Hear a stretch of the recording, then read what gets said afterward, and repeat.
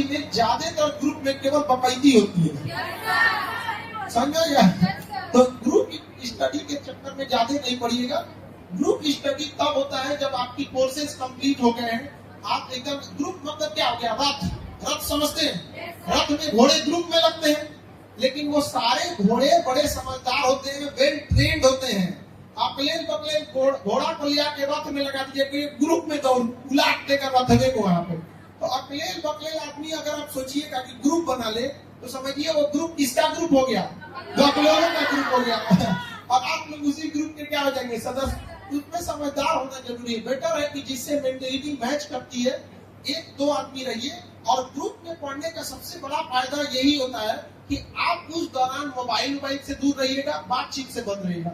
हम लोग के टाइम पे कैसे पढ़ते थे लोग, तो भाई एक उधर अपना टेबल लेके पढ़ रहा है, एक आदमी, एक टेबल होता है 100-150 रुपया का मिलता है, बेड टेबल, कुर्सियां स्टडी टेबल बोलते हैं।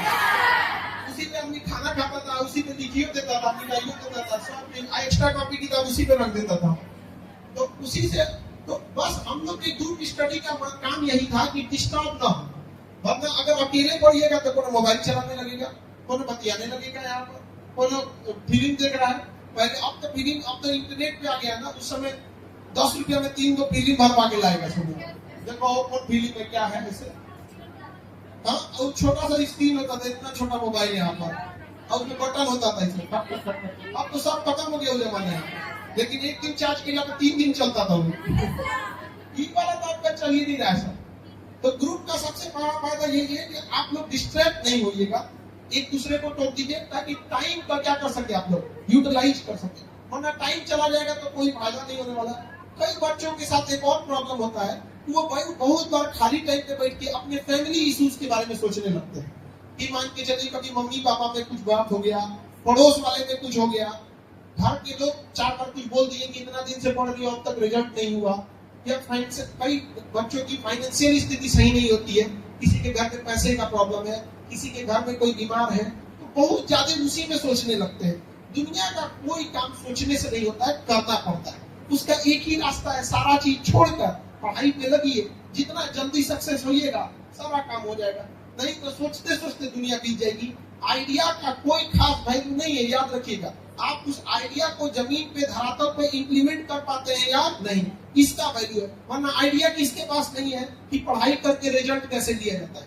सब लोग देखिएगा यूपीएससी बीपीएससी या जेई नीट वालों में तो फिक्स है कि भाई एनसीईआरटी याद कर लो, उसी से आगे करेंगे आप।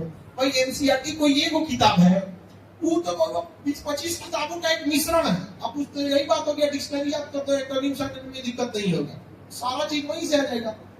तो जरूरत सबसे जरूरी क्या चीज होती है, आप किसी आइडियाज को जमीन पर उतार पाते हैं कि नहीं उतार पाते। और इसी में 99% लोग क्या हो जाते हैं, फेल हो जाते हैं। सबके पास आइडिया है, लेकिन ये आइडिया भाड़ में जाए।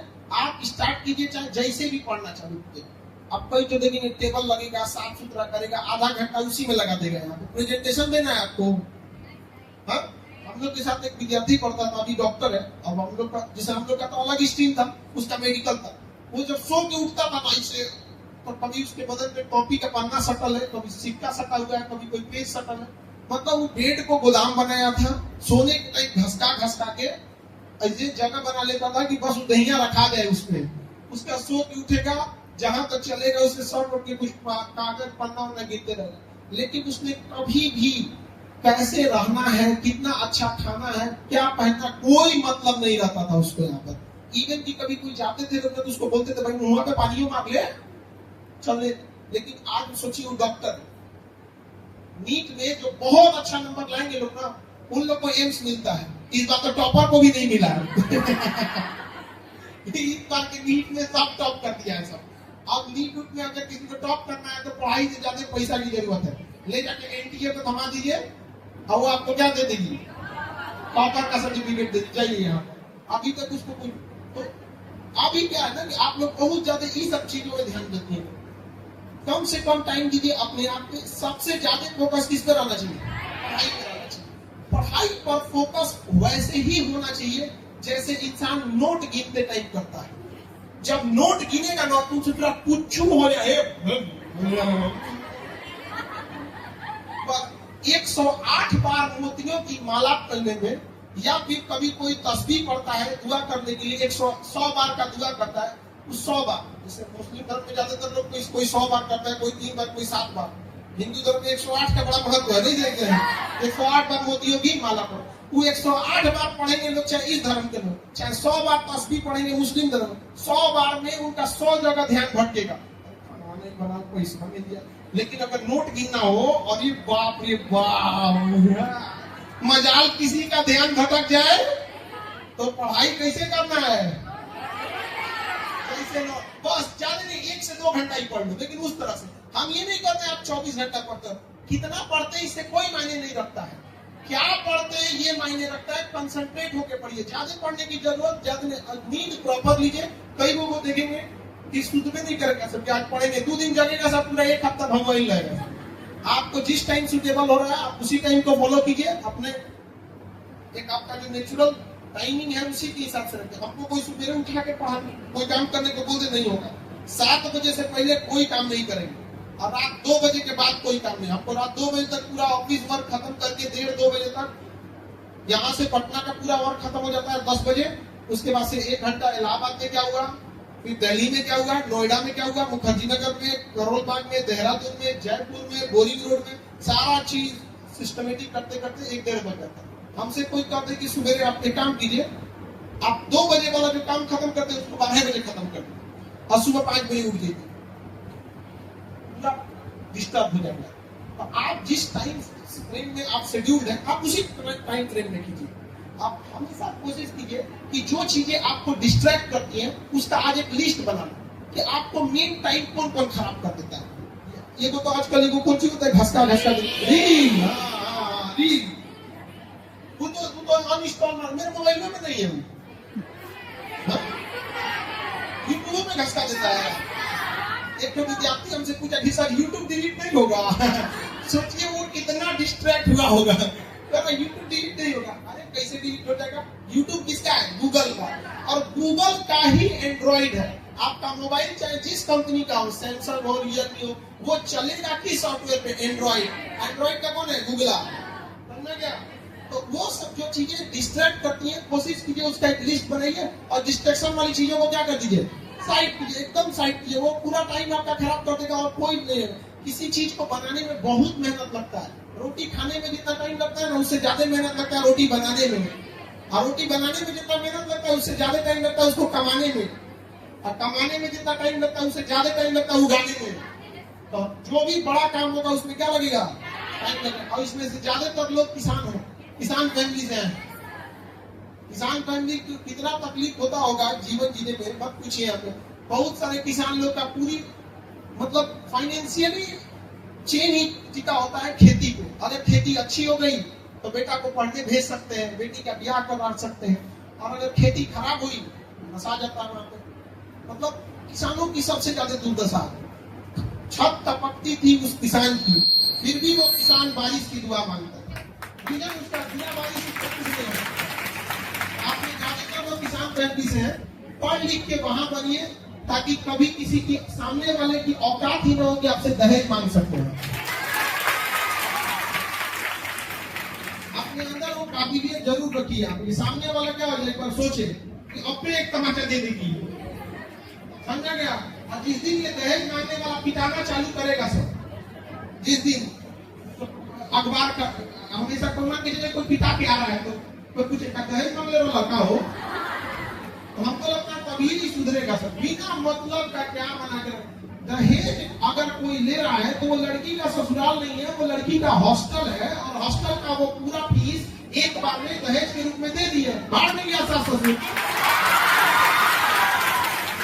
हॉस्टल को हॉस्टल की तरह इज्जत दिया जाता है। क्या मतलब है, पेमेंट हो चुका है आपको, हो गया है, लेकिन फिर भी इज्जत दीजिएगा। क्योंकि क्या है कि अभी हम लोग ट्रांजिशन फेज में है, आभास दिला दीजिएगा कि देखिए हम अपना काम कर दे रहे हैं। ये इसलिए कर रहे हैं कि माँ बाप का संस्कार है और पढ़े लिखे हैं, इस वजह से हम उस पढ़े लिखे का इज्जत कर रहे हैं। इज्जत के लायक तो आप लोगों ने छोड़ा ही नहीं, पैसा देके यहाँ आए हैं, समझाएंगे नहीं गया हमें। लेकिन देखिए हमेशा इंसान को परिवार के साथ ही रहना है, परिवार से नहीं लड़ सकते हैं, समझ में, परिवार से कोई नहीं लड़ सकता। भगवान लंका जाके रावण को हरा दिए, लेकिन कहाँ हारे? जब वापस आए अपनों पास। इंसान को थक हार के लाख कमियां भुला के उस परिवार में रहना ही पड़ता है, लेकिन एक लिमिट से ज्यादा कभी कोई चीज बर्दाश्त नहीं करना चाहिए। समझ रहा है कि नहीं आ रहा है? और पढ़ लिख के रखिए, तभी जब आप कामयाब हो जाइएगा तो हर चीज आपका इसी पे डिपेंडेंट है। सोचिए अगर आप यहाँ से खाली हाथ लौटिएगा ना, तो माँ बाप आधा पैसा खर्च कर चुका है आपको, फिर क्या होगा? खुद से खुद जैसा मन वैसा से ब्याह शादी करा के भेज देंगे। सब कुछ आपके पसंद का दिलाया जाएगा, कपड़ा लत्ता गहना जेवर सब, जिससे ब्याह होगा वही आपके पसंद का नहीं रहेगा। कितना खराब जीवन हो जाएगा यहाँ पर। बेटर होना चाहिए, हम सबसे यही दुआ करते हैं कि सब लोग जल्दी से जॉब दो और इतना बढ़िया घर द्वार मिले कि रोए से आंसू ना निकले। एकदम लोग कहे कि अरे ब्याह करो यो तो मतलब इतना बेहतर घर मिले आप लोगों के आंसू ही ना निकले।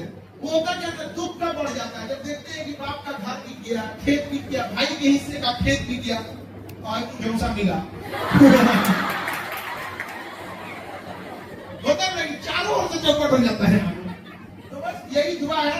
लेकिन देखिए, दुआ तभी काम आता है जब आप मेहनत करते रहिए। आप तो मेहनत करके जी जान लगा के जितना वेल सेटल होना है कि पापा के पास कभी पापा के ऊपर बोझ नहीं बनना है। समझा के नहीं आएगा?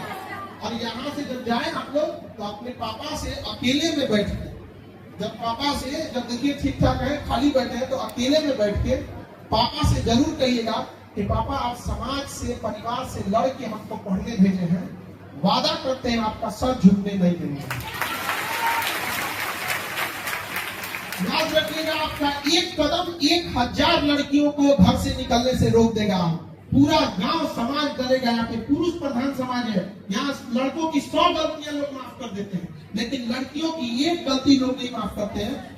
10 साल बाद तुरंत बात काट देते हैं। तो ऐसा कोई काम नहीं करेंगे आप लोग कि माँ बाप